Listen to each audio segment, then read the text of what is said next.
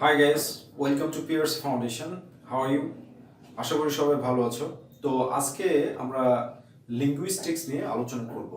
তো লিঙ্গুইস্টিক্সের ভিডিওগুলো পেতে তোমরা আমাদের চ্যানেল PRC ফাউন্ডেশন তার প্লেলিস্ট লিঙ্গুইস্টিক্স নামে একটা প্লেলিস্ট আছে, সেখানে যাবে, তাহলে সব ভিডিওগুলো লেকচারগুলো পেয়ে যাবে। তো লিঙ্গুইস্টিক্সের যে টপিক নিয়ে আজকে আলোচনা করব সেটা হচ্ছে ম্যানার অফ আর্টিকুলেশন, অর্থাৎ ম্যানার অনুযায়ী কনসোনেন্টগুলোকে কি নামে অভিহিত করা হয়। অর্থাৎ উচ্চারণের ধর্ম অনুযায়ী কনসোনেন্টগুলোকে কি নামে অভিহিত করা হয় সেই বিষয়টা নিয়ে আজকে আমরা আলোচনা করব। তো ফার্স্ট অফ অল প্রথমে যেটা করা হয় সেটা হচ্ছে stop or plosive consonant. Stop or plosive consonant.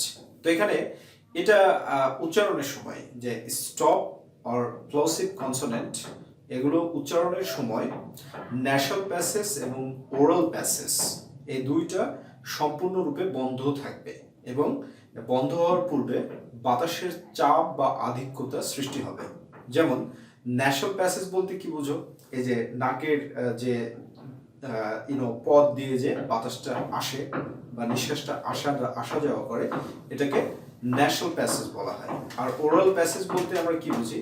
আমাদের ভোকাল কর্ড থেকে যেভাবে শব্দগুলো বের হয়ে আসে, এটা হচ্ছে ওরাল প্যাসেজ। তাহলে কি বললাম?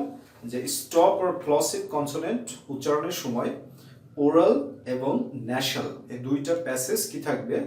বন্ধ থাকবে এবং বন্ধ হওয়ার পূর্বে বাতাসের আধিক্যতার সৃষ্টি হবে। এই স্টপ আর প্লসিভ যে কনসোনেন্টগুলো, তার মধ্যে হচ্ছে পি, বি, তারপরে টি, ডি, এগুলো। তো এগুলোর সঠিক প্রনাউন্সিয়েশন কি দেখো?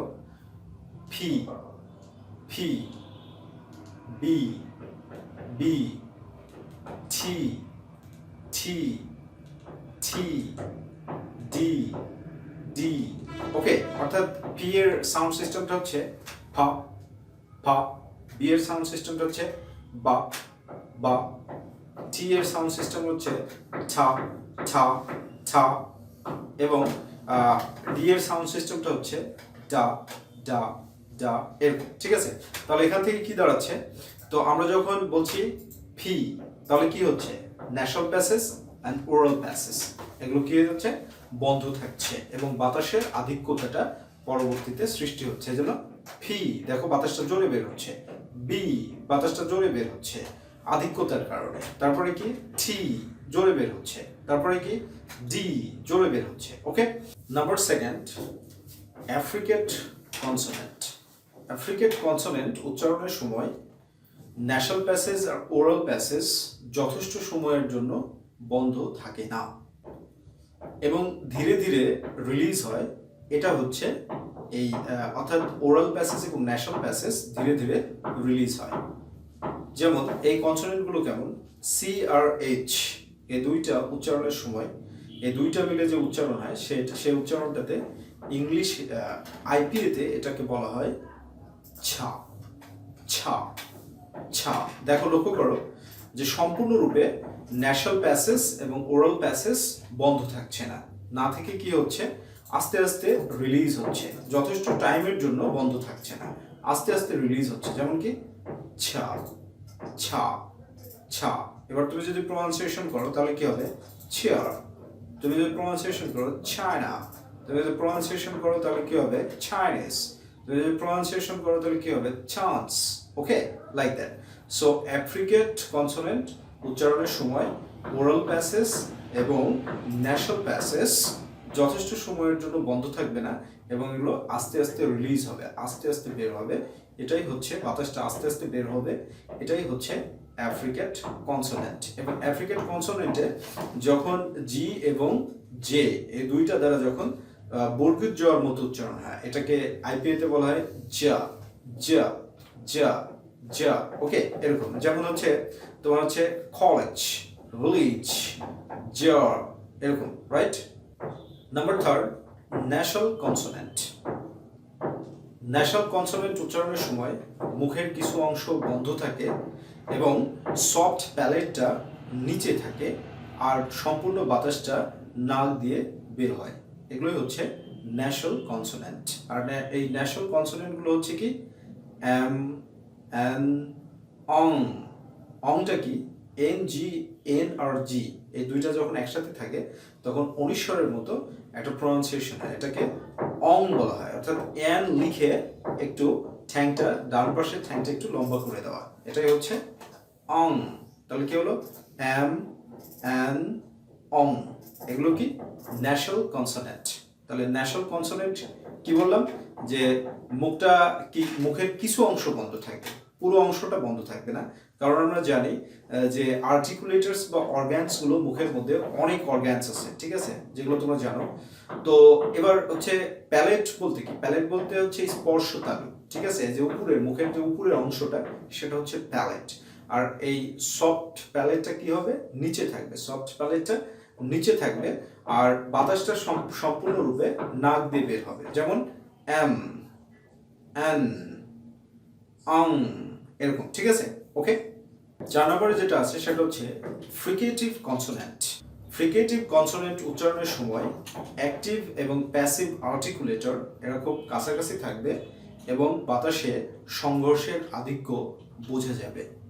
তো প্রথমে আগে জেনে নিই যে অ্যাক্টিভ আর্টিকুলেটর আর প্যাসিভ আর্টিকুলেটর এগুলো কোনগুলো। অ্যাক্টিভ আর্টিকুলেটর নর্মালি যেটা ধরা হয় সেটা হচ্ছে tongue, different parts of the tongue and lower lip. Different parts of the tongue এবং লোয়ার লিপকে অ্যাক্টিভ আর্টিকুলেটর বলা হয়। তো টাংকে কেন ডিফারেন্ট পার্টস বলা হচ্ছে, কারণ জিহ্বাটাকে 4টা অংশে ভাগ করা হয়। এই যে জিহ্বার যে সামনে, একবারে সামনের অংশ, এটাকে বলা হয় হচ্ছে টিপ, মানে ডোগা, জিহ্বার ডোগা। তারপরে হচ্ছে ফ্রন্ট, তারপরে মিডল, তারপরে ব্যাক, আর হচ্ছে লোয়ার লিপ। এই তাহলে different part of tongue and lower lip, এটা হচ্ছে অ্যাক্টিভ আর্টিকুলেটর, এবং বাকি আর্টিকুলেটর যেগুলো সেগুলোকে প্যাসিভ আর্টিকুলেটর বলা হয়। তো যখন ফ্রিকেটিভ কনসোনেন্ট উচ্চারিত হবে তখন অ্যাক্টিভ এবং প্যাসিভ এই দুইটা আর্টিকুলেটর খুব কাছাকাছি জায়গাতে অবস্থান করবে, ঠিক আছে। এবং এখানে আরেকটা ব্যাপার হচ্ছে যে বাতাসের মধ্যে একটা ফ্রিকশন অর্থাৎ সংঘর্ষ পরিলক্ষিত হবে, এটাই হচ্ছে ফ্রিকেটিভ কনসোনেন্ট।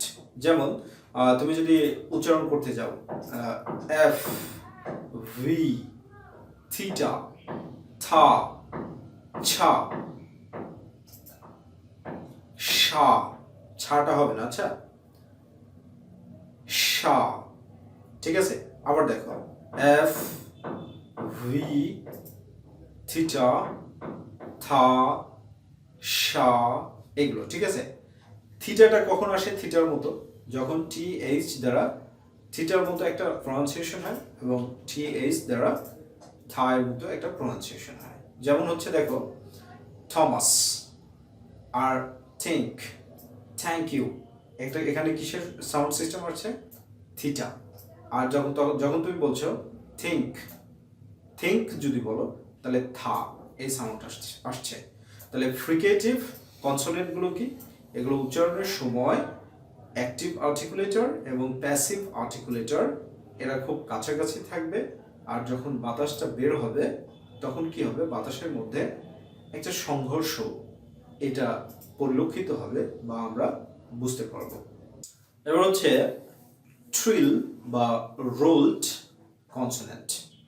ট্রিল বা রোল কনসোনেন্ট উচ্চারণের সময় অ্যাক্টিভ আর্টিকুলেটর কয়েকবারের জন্য প্যাসিভ আর্টিকুলেটরকে ট্যাপ করবে, মানে টোকা মারবে, আর এটাই হচ্ছে ট্রিল বা রোলড কনসোনেন্ট।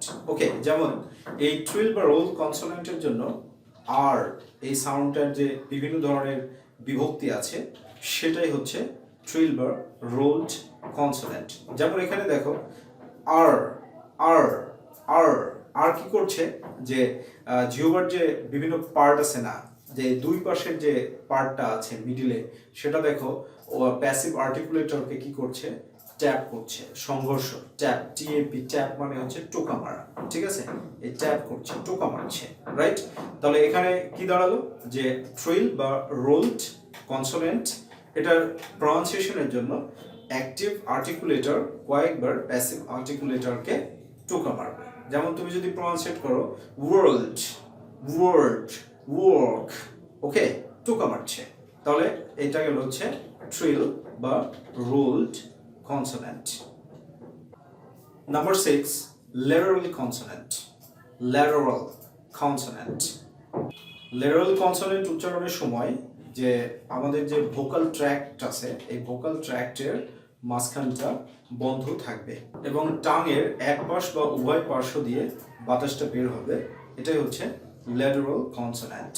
ল্যাটারাল কনসোনেন্টের মধ্যে একটাই ল্যাটারাল কনসোনেন্ট রয়েছে, সেটা হচ্ছে এল এল এল। ওকে, এরপরে শেষে যেটা আসে সেটা হচ্ছে অ্যাপ্রক্সিমেন্ট কনস্টিটিউয়েন্টস অর ফ্রিকশনলেস কনস্টিটিউয়েন্টস। এটা উচ্চারিত হওয়ার সময় বাতাস লাঞ্চ থেকে স্বতঃস্ফূর্তভাবে বের হবে। ইংলিশ অ্যালফাবেটের মধ্যে ডব্লিউ আর জে এই দুইটা হচ্ছে frictionless constituents. Frictionless constituents, frictionless constituents, frictionless constituents. তাহলে এই লেকচারটা কয়েকবার দেখো, খুব সহজভাবে বুঝালাম এবং নিজের ভাষায় লিখে দিয়ে আসো। এইভাবে তুমি যদি লিখে আসতে পারো, আই ক্যান অ্যাসিওর তুমি মিনিমাম 9 মার্কস পাবে যদি কোনো ভুল না করো। ঠিক আছে, কারণ এগুলো হচ্ছে সায়েন্টিফিক টার্মের মতো। ইভেন তোমার যদি হ্যান্ড রাইটিং একটু স্বচ্ছ হয়, সুন্দরভাবে ডিজাইন করে লিখতে পারো, তাহলে তোমাকে 10 মার্কসও দিয়ে দিতে পারে। ঠিক আছে, তো পরবর্তীতে আর একটা লেকচার নিয়ে হাজির হব। ততক্ষণ পর্যন্ত সবাই ভালো থাকবে, সুস্থ থাকবে, চমৎকার থাকবে অ্যান্ড পিআরসির সাথে থাকবে। চ্যানেলকে সাবস্ক্রাইব করবে, কমেন্ট করবে, শেয়ার করবে এবং পরিশেষে একটা কথা বলি, নেভার স্টপ ইয়োরসেলফ।